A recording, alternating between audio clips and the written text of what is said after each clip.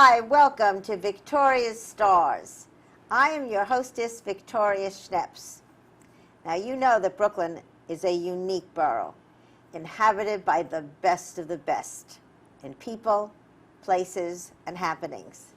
And we're going to be bringing those people right into your home who make this borough the greatest. So sit back and enjoy, because today we have with us the fabulous, the one and only Marty Markowitz, our esteemed and beloved Borough President, and the wonderful Jami Markowitz, who makes his life possible. I mean, let's give credit where credit is due. Without a doubt, right, both possible and impossible. Well, that's right? a true, honest wife and an honest relationship. Now, you know, you stayed a bachelor for how long? Well, I married, I was a few months shy of 55 years of age. There you go. So, you know, this had to be somebody special. You know, in the chemistry that made it possible. What was it that happened that, you know, oh my God, I think I can get married. I think I can meet somebody. I think I can go out with somebody. Actually, it happened not exactly that way. I met her at the beach at Kingsborough College Beach, and I was giving out leaflets there on the beach. And now, you were state senator then, right? I was state senator, inviting folks at that end of Brooklyn to enjoy our summer concerts, which are held in Coney Island for many, many years. And the beach, Kingsborough Beach, was either young moms and dads with their kids, little kids, or it was, let's say, matura, which means a 65-plus crowd. And there one day... But not crowded. Not crowded. Not a crowded beach. And there one day was a woman, obviously, between the elderly years and the youth years, somewhere in between. And I went by there, and she was on her stomach reading her magazines, and I looked at her face and walked around, and she'll tell me that I didn't leave her alone, but the truth is that when I had a chance to speak with her, and as she was leaving the beach, I never even got her name that first day, which would have been July 3rd of 1999, and I was hoping. And I told my friends on July 4th that I met a woman that I believe I just felt something immediately. Seriously, I know it sounds crazy. I don't know if it's such a thing as love at first sight, but I think I think this came pretty close to it, except for one small problem. I didn't know her name, nor did I have her telephone number. All right. But give it to Marty. But so that I was unhappy. But I said to myself, you know what? July 4th, I didn't go to the beach. It was a hot spell. A heat wave. So July 5th, I went back hoping she'd be there, and bingo, there she was. So, Jami, what about for you? I mean, this is a man who's going around. Were you in a shirt and tie? I was in a T-shirt. T-shirt and shorts. Okay. So I was on the beach. He came over, he made a little small talk. He said his name was Marty Markowitz. I said, I've never heard of you. He gave me his card. Now, I'm an artist. I wasn't really into politics. I went back to my parents' house, and I got to tell you, my mother, well, I'll find it, but she wrote on a yellow piece of paper, Marty Markowitz with a question mark, because she had to look into who this person was. Now, he was not their state senator. So I thought, he's making up a story. He's probably not even a senator. This is probably a fake business card. But what did your mommy do? What did she find out? Well, no, she found out, well, you weren't their senator. No, I was not their state senator. But someone she knew had heard of you, so. Thank goodness. And I hope they had a good word. So anyway, this is just July 3rd. Right, so July 5th, it was about 103 degrees. It was, I went back to the beach. He was there, and he drove me home. And, of course, my parents were waiting in front of the house to see this person. With their drinks in hand. Oh, they were waiting. Hey, listen, the truth is that Jami had not been married either, ever. Okay. And while she's definitely younger than me, let's just say it wasn't me robbing the cradle, okay, is the best way to put it. So I think they were thrilled with the fact that she was bringing home a Marty Markowitz, I think, because I don't know what came before me, I'll never know. But whatever the case was, no, we decided whatever was before doesn't exist. Right. And anyway, so from that point on, it was only 3 weeks later we were engaged. Wow, that was lightning struck. What was I waiting for? Yeah, that's right. Well, it was only 55 years, and I'm not going to ask you, Jami, because it doesn't matter how many years. What was I But waiting I bet for? your parents, you know, it's interesting how, you know, I don't know if it's as true today, but our parents' opinion was very important to us, right? My mother was afraid to say anything because I think she felt if she said, "Oh, we like him," that would be it. Oh, well, you one of those. So it was killing her. Yeah. But you really took the bull by the horn, and it just, it just seems to work very well. There's no question. By the second date, I was implying marriage, and by the third time, I asked, and you said yes. On the fourth one. Right, the fourth. Well, let's get this right. Okay, we got to get the record right. That's true. Because, these things that happen like this, it always, I'm in awe of what this can, after all those years that you just You're right. clicked. You're right. And, then I hear you adopted Right. somebody. Yeah, well, yes, indeed.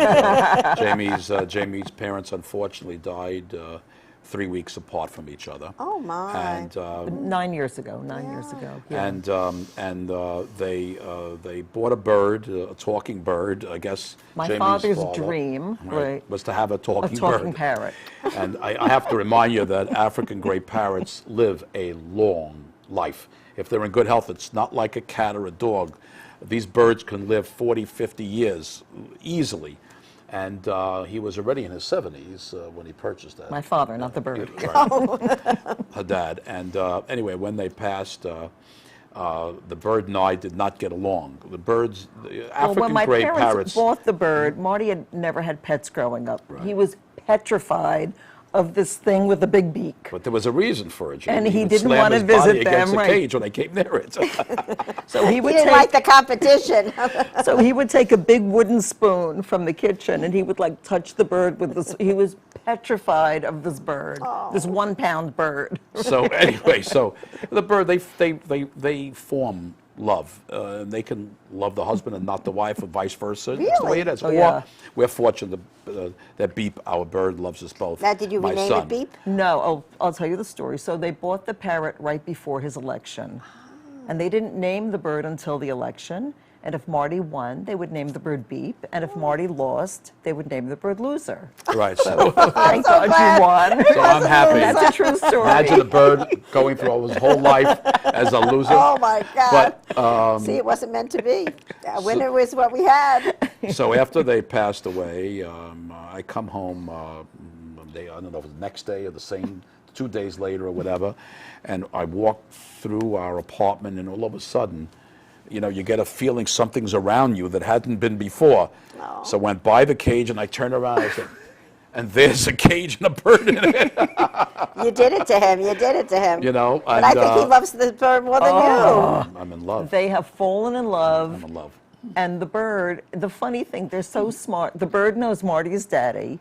The bird knows when his car drives up, uh-oh, who's coming? See daddy, where's daddy? See daddy, see Amazing. daddy. He talks like Oh, that? he does. talks, he doesn't stop talking. It's amazing bird. And he still speaks in my parents' voices. The phone rings, it's my father saying hello. Which It's I fun- know. I mean, yeah, it's funny. But it does bring Jamie some comfort when she hears that. Really, it does. Of course. Yes. I didn't want to erase my father's voice on his phone message. It was almost like holding on to him. I mean, this Right. bird is like, I didn't realize that the tone, I mean, I knew he could speak, but you've been using the in voice. exact voices. So, yeah. so the summary of this story is if you're middle-aged and never had children, well, then parrots are the next best thing. Well, this And you don't have to walk a parrot. Right. They Hooray, make a lot hooray. of little messy, but you don't have to walk it. But they keep, I Just mean, is it in the vacuuming and cage? sweeping a lot, huh? Is it in the cage mostly, or you let it out? No, it doesn't. It can't. We Beep, clip beep, the we have we to clip We the clip wings, his wings, so which he is can't allowed. fly. Right. Yeah. Because if he flew, he would really could be hurt. It's When we first got him, he had wings, and he flew into the blinds. He would grab can on hurt with his himself. beak, and He he can could really fly hurt into a himself. window and hurt himself. So it's better this way. So now, okay, we're on to an adventure together. And Jamie, you know what fascinates me is that Marty is in a very high-profile world, very high-energy world. And I think, somehow the mellowness of being able to come home to you has really helped him, succeed. And I think, how you work it out between the two of you. How do you do this high-energy work together? Well, I was single till I was 41, but I was very happy being alone, right? Very happy never going out. Couch potato. So it's fine. He can be out all night long. He could come home. It's okay, right? We work it out because she does demand that Sunday afternoons and evenings that I keep open for us. Saturday nights, increasingly, I put aside for the two of us together. So what do you do And- on a date? And well, It's like date night. you know a restaurant's going to be part of it. Okay, good, go, I don't. go, I go. don't play golf, and I have no real hobbies, to tell you the truth. So I suppose. your work has been your hobby. It's been my life, In actually. your life, right? And We go see a movie, but that's rarely. So we Yeah. whatever. Even if we manage just to relax, it's okay, because We you take know. walks around the I think neighborhood. anyone that works with the public a lot, they do need every now and then. They need some downtime where they're just alone. Really, I mean Yeah. it. It's okay. It refreshes you, it rejuvenates you, and it's a good yin and yang. So I've been fortunate, certainly for the 13 plus years I'm married to Jami, that it's been a wonderful balance and soothing, and you know, there's no question that Jami's my soulmate, and it is true. I You mean, found it's- each other. It may have been later in and- life, but you know right. what? Maybe it was the right time. But whether you're early bloomer or a late, or early or late bloomer, how sweet it is when it happens, and you're blessed when it happens. So I really Yes. feel that way. Yeah, no. I think it's. I called when my husband, when I described our relationship. I don't know how many people remember Charlotte Ruse's. Oh, Okay, were we a course. Charlotte Russe grow up? Right? I mean, of Whipped course. cream. So Marty, I hate to tell you this, but I explained to Charlotte Russe to my staff. It doesn't know. They don't who Charlotte understand. Russe is. I know, So I I called know. my husband our relationship Forgive like a them. Charlotte Russe. That my life was like the cake, you know, my work, my friends, and my family, and he was the whipped cream on my cake, that's on my Charlotte Russe, because he made it all sweeter. And I think that's what you have, which is so special in this world, and it really enables you to do what you do, and that's really a blessing that could happen. And I know there's some things, you know, we're coming down to the end of your term, which is Yes. stupid Yes. that there is term I agree with limits. you. I agree with you. Outrageous. 3 times the public has said term limits. Outrageous. I could say they're wrong. Well, they are. You know, my dear friend is Claire Shulman, who was the Borough President of Queens. Yes. And I think she was in office for about 16 years. Yes. And she put it very simply. She said, Vicki, you cannot get projects done in 8 years. Right. It's I agree. absolutely impossible. So you've had a little longer But than I that. will argue that if there must be term limits, and I don't agree with that, but if there must be because the public has demanded it, then 3 terms would be much fairer, because as someone who's been in office now as Borough President 12 years, the fruition of the projects that I began in my first and second term are now beginning to be realized or will be realized in the later this year or in the year to come. So I do think 12 years is, I do think when the mayor wanted the extension of term limits, which I fully supported, by the way, because that would allow me to run as well, plus because I was against term limits, any extension is great, but I think we should have kept it at 3 terms rather than 2 terms, because here's the problem. Anyone running for any position, whether it's city council, public advocate, borough president, or mayor, but especially anything beyond mayor, that be other than positions of mayor, the first term, they're working left and right to make sure they're reelected for a second term. The second term, they're gone. The second term, they're thinking about the next career. So therefore, the second term gets really short-shrift, because if they're in a district, they're thinking about a bigger district. If they're in a borough, they're thinking about other boroughs. So they're already thinking, and the folks that you have been elected to serve will place second to your ambition, because you know you're on an accelerated timeline. I think this is a terrible mistake. That's my opinion. We'll see what the future brings. Well, when he got the mayor, got the 3rd term, Right. was that just a temporary thing, or was that a permanent? No, it wasn't a situation? permanent thing. It was the city council enacted a change for only for 1 additional term, but they could have put it on the ballot and the mayor did not. Where, okay, voters, you get a choice between 2 terms or 3 terms, or just put on that we will now codify the regulations, and it'll be 3 terms maximum for the future. But they didn't do that. They reverted to 2 terms, and that's a mistake. Well, you know, you have a tremendous legacy that you're writing, and I'd love you to write a column for our home reporter and Brooklyn Spectator about why it should be 3 terms. You know, there should be an op-ed piece about that. But let's talk a little about your legacy, because you certainly are leaving a legacy.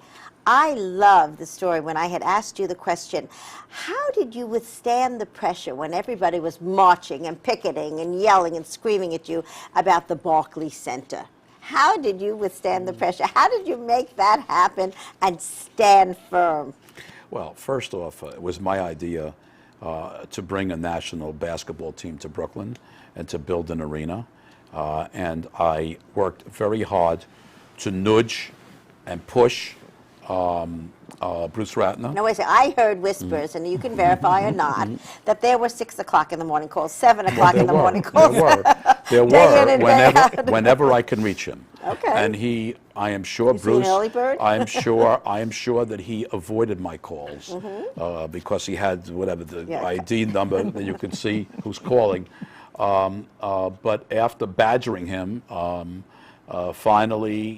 he finally said, okay, enough. Let me look into it. Let me at least look into it. And that began the process. And he wasn't a sports fan. No, he wasn't a sports fan. Yeah. By the way, neither am I. My But- interest is seeing Brooklyn, Jersey written across for the rest of America. That's my interest and the attention Brooklyn gets. And music, family, religion, and sports bring people together like nothing else. Right. And that's why blame it, check it off to the fact that I grew up in the Dodger era, Brooklyn Dodger era, and I knew what the Brooklyn Dodgers meant to the spirit of Brooklyn. And in the same way, in the years to come, the Brooklyn Nets will represent that spirit but updated for the 21st century. It's different than it was then. It's different because today we have so many more sports to follow as opposed to back in the day where it was really just baseball. Football was barely that great in popularity.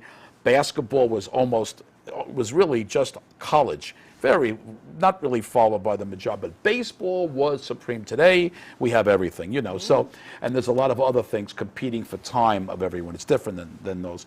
But there's no question that I never expected the kind of hate that I experienced, the worst emails and letters and threats that I received from hundreds of residents, and protests by thousands. There's no question about it. And by the way, I understand where one can disagree, but for too many, they cannot tolerate someone disagreeing with them because they believe that their viewpoints are godly driven by Mohammed, Moses, and Jesus. They believe that their word, they are speaking for the Lord.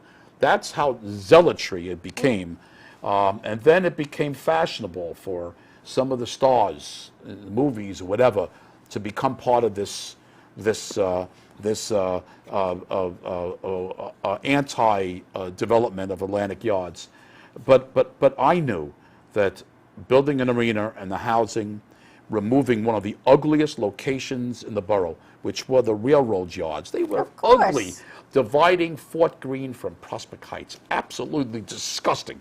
And although in the last number of years, some of the former warehouses were converted into residential housing, and definitely improvements had already begun in that area, but the ugliness and the lack of the use of this essential space because of the subways, 11 subway lines, and the Long Island Railroad, buses, hustling and bustling of the city of Brooklyn, all there, and what an arena and a team would mean to the future of Brooklyn, all that was worth the emails and the threats and the lying stories in our tabloid newspapers. And I'm sorry, I have certain feelings about what journalism is today. In certain respects, I don't take it personally. We don't do that at the Home Reporter. It is sad, in my opinion. But when you believe in a principle, and when you I was elected by the residents of Brooklyn to make things better, not to do nothing. I wasn't elected to do nothing. If you want someone to do nothing, you have plenty of choices to make. I made a pledge to Brooklyn of exactly what I was going to do, and when I ran for office, I said I'm going to work on bringing a national sports team to Brooklyn.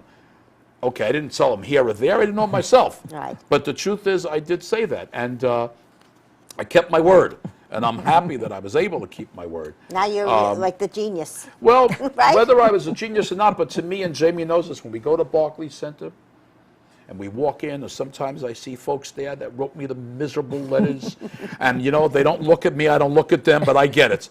You know what? They're buying their tickets, they're going in there. And then there are others who don't go in. Oh, I'll never go in. I'll never. I say, okay, No problem. Hey, don't. Oh, I think it's okay. We'll be all right. We'll survive. We'll be all right. So the truth of the matter is about 2,000 jobs have been created, both full and part-time. All the economic activity of the services that go into the arena, all the restaurants and retail that is popping all around the area, the hotels that are brimming because of all the acts, whether it was Paul McCartney or Barbra Streisand or whatever acts, they're coming in from all over the country to enjoy it, and going to our restaurants or staying at our hotels, and suddenly the streets of Flatbush Avenue are alive again as they were when I was a boy. Right. When I was a boy, I was too young to enjoy a lot of the great things we used to have, but we used to have nightclubs on Flatbush Avenue. How We about the had Paramount? we had the Paramount, we had the Fox, which were top rock and roll houses in America. So we had a lot of things, and now slowly it's not the same. But when you add what's going on Flatbush Avenue, new hotels, the new residential housing, the young professionals that are moving in from all over America and beyond, and the refugees from Manhattan, when you push in the tremendous college students that are here, because Brooklyn is also a college town. When you add the high tech that's increasingly made Brooklyn a home. When you add on, absolutely, Dumbo and certainly Metro Tech, and then when you add in all the artists and the filmmakers and this creative class that has made Brooklyn its home, and when you throw in the dynamic growth of our ethnic community throughout the borough, there's no question that those people, many Brooklyn families that fled Brooklyn in the 70s and in the 60s and in the 80s, all I could say is when their kids and grandkids are coming to move to Brooklyn, I don't know what else to say except it's come full circle. And it's just tremendous for the future of the borough of Brooklyn.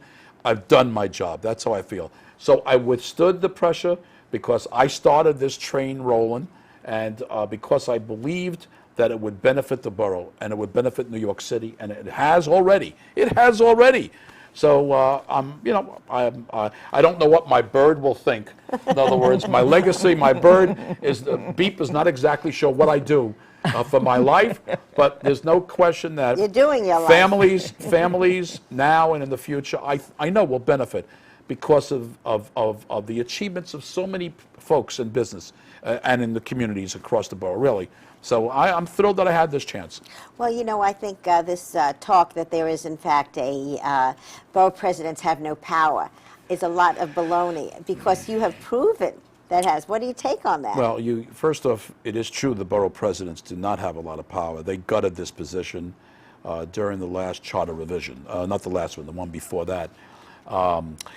It is my hope. Which piece of it? Because there's very little governance role for a borough president to impact either a mayor or a speaker of the city council. The only effective, what should be done in the future, a future charter revision, to give borough presidents a greater role in the governance of New York City, greater land use issues, and a budget that's independent from the whims of a mayor and a speaker. I think that's very important, because you want the borough president. It's sort of like between a little city council district and a whole big metropolis called NYC. You need someone somewhere in the middle there that can focus in on a borough level, and a borough president is uniquely situated to be able to do that, but they need independence. They need their own budget. That is, like I said, not at the whims. If the mayor doesn't like me, he slashes the budget. If the speaker, for some reason, doesn't like me, he or she can slash. It has to be an independent budget and a greater role in land use and in other decisions, not taking away the mayoral powers, but there has to be a greater role. That will really make New York City government even more effective than it is today. One of the mayoral candidates suggested that a deputy mayor be appointed for each of the boroughs. Yes. Well, how does that compare to what, what's whoever that mayoral candidate is, I'll work twice as hard to defeat that person. Because Tell me why. Well, because it's ridiculous. Okay. Because you need independent voices elected. You cannot leave the future of New York City to the bureaucrats. You cannot. It must be those that can be held responsible by the public. And a borough president, a city council member, is held responsible by the electorate. A bureaucrat reports to no one except to his superior or her superior, and then ultimately to a mayor. And we shouldn't make government in New York City purely mayoral driven. There has to be some checks and balances and other voices to be heard. And folks that have some real role in government, not just on the city council level, but somewhere midway between that and the whole city. And there's where a borough president fits in beautifully. Independent voice, independent budget, with the greatest say on what goes on in their borough. But having said that, from lemons I made lemonade. I did the best I could. I worked as best I could with Mayor Bloomberg. I learned early on as Claire Schulman. She was really a role model in some way, and that is, if you go against the mayor, you may get a few inches in one of these tabloids, but ultimately, you're hurting the people you want to serve. So the thing is that you've got to try your best to pick your fights carefully and to work wherever possible with the mayor. And as far as I'm concerned, I've had that relationship with Mayor Bloomberg. Whatever Brooklyn's accomplished could never been achieved if the mayor wasn't behind it. It's true, by the way, because that's how powerful a mayor is. Any mayor, whether it's Giuliani or Koch or Dinkins or Koch of blessed memory or our current mayor, Michael Bloomberg. So that's the position that borough presidents are in. And I think you can use the position effectively, but I hope there'll be some positive changes in the future. Well, you have a legacy that is, extraordinary. I mean, everybody's jealous. But they want to be as sexy as Brooklyn now. Well. And I think that's, that's because of what you did and what your beautiful wife has supported you in doing. Thank you. Is there one thing, we have like 1 minute, that you want to make sure people know about the legacy that you've left? Well, I don't look upon it as a legacy. I made a major promise, and that promise was that Brooklyn will never be in the shadows of any other place in America.